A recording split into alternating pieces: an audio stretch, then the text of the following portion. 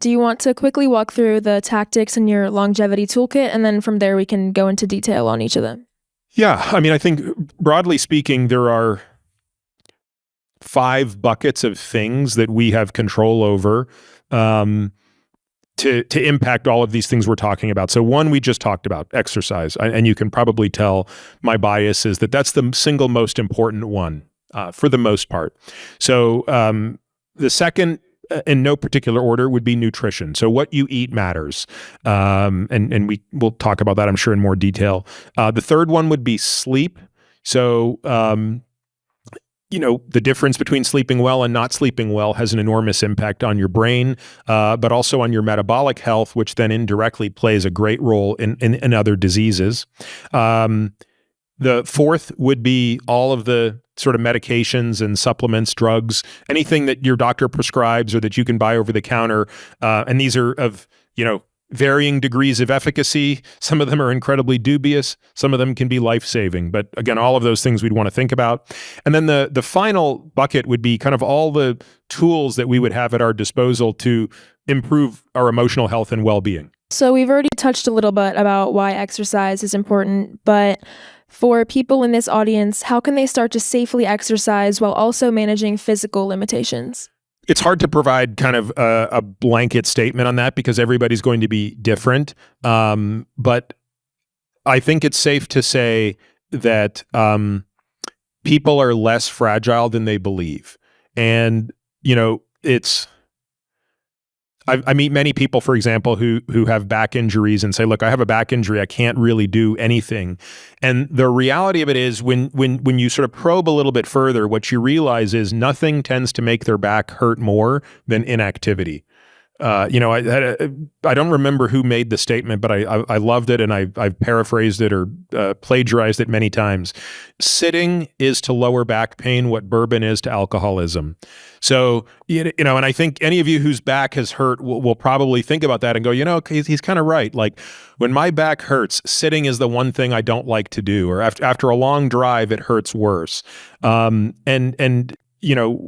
most people, actually being active makes them feel better. Now, let's be clear. There are certain activities, like if you have no cartilage left in your knee, more walking won't make you feel better. And so you've got, you're going to have to see an orthopedic surgeon. They might need to do a knee replacement. But boy, I will tell you, in this day and age, in 2025, what can be done with a knee replacement, a hip replacement, even a shoulder replacement? I mean, these operations have come along so far, and they have restored so much quality of life to individuals. So every one of these cases has to be managed individually, but if you have a really good PT or rehab professional who knows what's fixable with more training or more conditioning versus, hey, this actually does need some medical attention, I think the aspiration should be, what can I do to get as active as possible? Moving from exercise into nutrition, we saw questions come through that different diets are being talked about and they aren't sure which one they should follow. So is there a diet that you think is best, or does it depend on the individual? I don't think there's a diet that is best. I think there are principles that matter, and everyone should find the diet that best allows them to adhere to the principles. So what are the principles? The principles are not to eat too much and not to eat too little. That sounds dumb, but it's just the reality of it.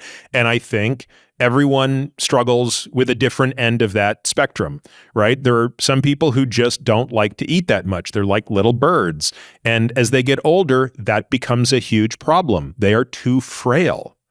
At the other end of the spectrum, you have people like me who like to eat too much, and we will spend most of our life fighting against the urge to eat too much. And that also becomes a problem as you get older, because the heavier you are, the more weight you're putting on each and every one of those joints. And again, we're thinking about all these things that are working against us as we age, not to mention other complications that come from eating too much. But I would say that in an aging population, the most important thing I want to emphasize is getting enough protein.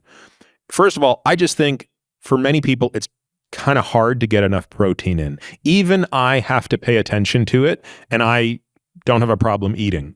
But I need to be mindful of, hey, did I get enough protein? It's really easy for me to get all the carbs in the world. It's not, you know, I don't have to go out of my way to eat more fat, but I do have to be cognizant of getting enough protein. And enough protein is a pretty big number, right? It's about 1 gram per pound of body weight.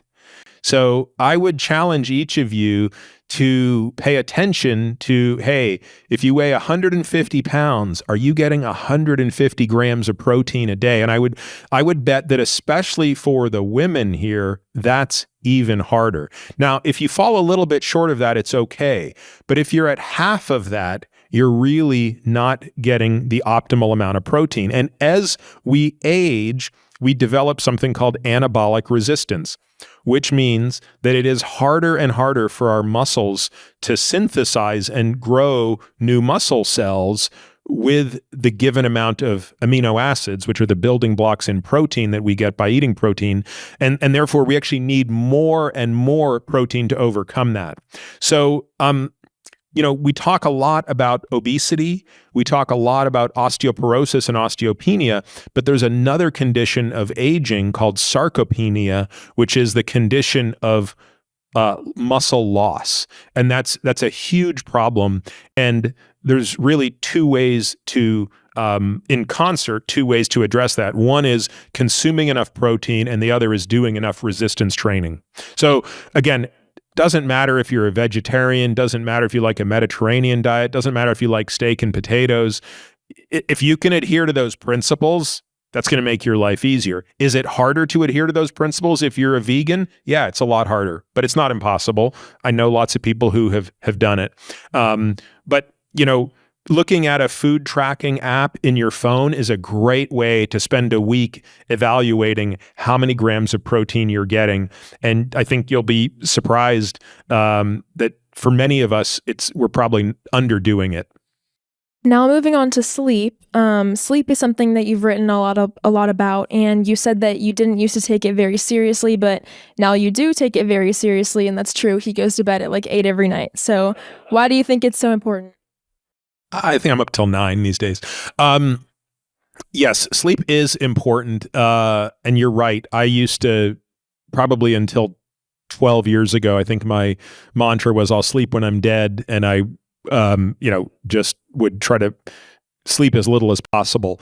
But the evidence are pretty overwhelming, especially for both near-term and long-term function of the brain, that sleep is very important. Now, I think at your age, a couple of unique challenges emerge. I think most people, once they're over 65 or 70, they're not fighting the will to sleep because they want to be out partying all night. It's more that other things are getting in the way, right? So we know that as a person ages, they tend to sleep a little bit lighter, and their sleep architecture tends to change a little bit. We also know that other things get in the way, especially for men, which is it gets harder and harder to make it through a night without having to get up to pee. And I'm already at that stage where at least 2 out of the 7 nights a week, if I am not mindful about when I had my last glass of water, I'm going to be up at 2 or 3 in the morning to pee. And sometimes that's harder to go back to bed after. So, what are the things that we have under our control? Well, one of them is absolutely timing of water. Now, again, water is super important. The older a person gets, the more susceptible they are to dehydration. The older a person gets, the less reliable thirst is as an indicator for fluid status. So at Olivia's age, you don't really, believe it or not, need to pay attention to how much you're drinking. Thirst will be the guide, but that becomes less and less true as you age. So you're juggling a narrow problem, which is on the one hand, you have to be mindful about drinking enough, but on the other hand, you can't drink too much too close to bed, and that's going to keep you awake. Another thing that makes a huge difference in sleep quality is timing of food. So the longer you can have between when you have dinner and when you go to bed, the better.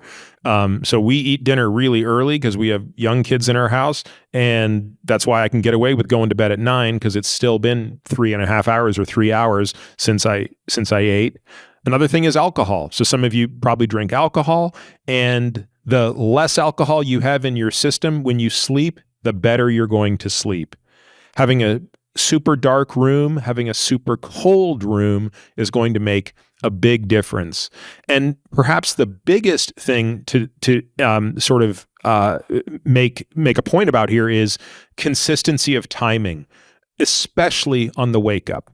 So if you could tether yourself to one time, it's what time do I wake up?